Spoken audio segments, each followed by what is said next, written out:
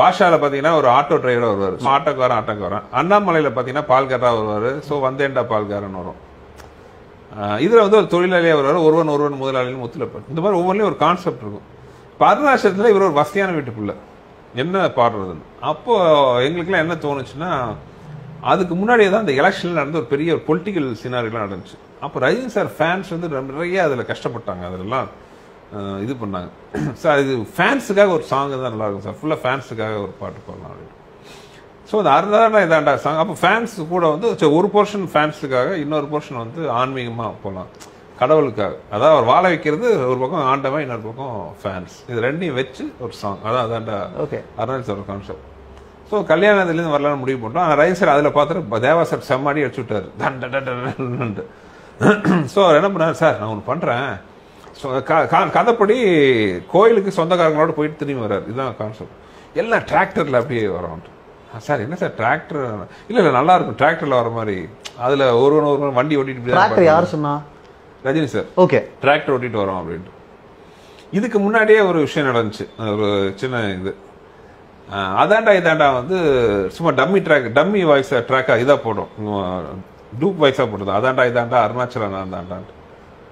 அப்போ யூனிட்ல சில பேருக்கு சந்தேகம் வந்துச்சு, இது என்னது அர்த்தமே இல்லாமல் இருக்கு, அதாண்டா இதாண்டா அருணாச்சலம் நான் தாண்டான்னு அர்த்தமே இல்லாமல் இருக்கு. அப்போ வந்து அவரை கன்வின்ஸ் பண்ணணும். அப்போதைக்கு நான் என்ன சொல்லிட்டேன், டக்குன்னு அப்போதான் இன்ஸ்டன்டா வர்றதானே, சார் அதாண்டா வானம் இதாண்டா பூமி, அதாண்டா இதாண்டா கோயிலுக்கு முன்னாடி ஹீரோ படுறாரு, வானம் பூமி கடவுள் எல்லாம் மனுஷனுக்குள்ள அடக்கம், அதாண்டா இதாண்டா அருணாச்சலம் நான் தாண்டா, இதுதான் சார் மீனிங்ட்டு நான் அப்போதைக்கு. ஸோ இதெல்லாம் முடிச்சு ஷூட்டிங்லாம் போகிறோம். ரஜினி சார் வந்து டிராக்டர் ஓட்டு வர ஒரிஜினல் கான்செப்ட் டிராக்டரில் வந்து ரஜினி சார் வர, சொந்தக்காரங்களாம் பின்னாடி வருவாங்க. அது ரொம்ப கிராண்டாக வந்து மைசூரில் பிளான் பண்ணோம். கிட்டத்தட்ட ஒரு 100 டிராக்டர் வர வச்சு ரஜினி சார் தான் ப்ரொடியூசர். ரொம்ப பிரமாண்டமாக இருக்கும். டிராக்டர் ஃபுல்லாக ஆளுகளாம் அனுப்பி வச்சாச்சு. பட் என்ன ஒரு பிரச்சனைன்னா, கேமரா ஆன் பண்ணி ஃபர்ஸ்ட் டிராக்டர் நவர்த்த சொன்னால் இந்த டிராக்டர் நவந்து ஒவ்வொன்றா நவந்து கடைசி டிராக்டர் நவந்து ஃப்ரேமுக்கு வரும்போது 10 நிமிஷம் ஆயிடுது. சாங்கே 3 நிமிஷம் சாங் தான். ஸோ அது ப்ராக்டிக்கலாக வந்து முடியாத காரியமாக இருந்துச்சு. ஒரு ஷாட் பிளான் பண்ணிட்டு அது எல்லாம் வேனை அசம்பிள் பண்ணி ஜூனியர் ஆர்டிஸ்ட்லாம் ஏற்றி வர்றது முடியாத காரியமாக இருந்துச்சு. சார் அது நடக்கிற விஷயமா அது தெரியல சார், ஃபுல்லாக கான்செப்ட் மாற்றிக்கலான்ட்டு நாங்கள் பழையபடி கோயிலே ஆரம்பிக்கலான்னு முடிவு போட்டோம். அங்கேயே சாங்.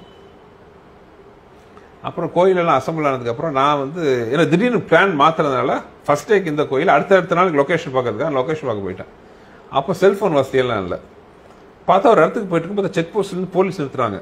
என்னடா போலீஸ் நிறுத்துறாங்கன்னு பார்த்தா மைசூர் நமக்கு கன்னடமும் தெரியாது, ஒன்றும் தெரியாது.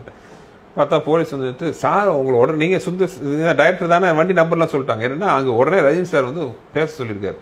ஸோ தகவல் வந்து இங்கே வந்துருச்சு, அந்த செக் போஸ்ட் இந்த வழியாக தான் வருவோன்ட்டு. பார்த்தா அங்கே ப்ரொடக்ஷன் மேனேஜர் சூப்பராரு, உடனே கிளம்புவாங்க சார் உங்களுக்கு உடனே வர சொன்னார். சரி மறுபடியும் ஒரு அரை மணி நேரம் ட்ராவல், ஷூட்டிங் வெயிட்டிங், நீங்கள் உடனே வாங்க. திரும்பி போனோம்னா பார்த்தா சார் சுந்தரம் நீங்கள் இது சொன்னீங்களா இதாண்டா அது மாஸ்டர்கிட்ட சொல்லிட்டீங்களா அப்படின்னாரு. அதை சொல்லிடுறேன் சார்னு போயிட்டு என்ன சொன்னோம் அப்படின்னு யோசிச்சா தருண்குமார் தான் மாஸ்டர் இருந்தார். சார் என்ன சார் ஏதோ சார் சொன்னார், நீங்கள் ஏதோ லிரிக் ஏதோ மேட்ரு சொன்னீங்கன்னு சார் சொன்னார்ன்ட்டு. அப்போ தான் ஞாபகம் வச்சு, ஐயோ ஆமாம் சார்ன்ட்டு, சார் அதாண்டா இதாண்டா தருண் ஏன் சார் இது ஒரு மேட்டர்ன்னு இதுக்கு தான் சொன்னீங்களா அப்படின்னு சார் இதான். ஸோ அப்படி ஆரம்பிச்சது அது அதாண்டா இதாண்டா.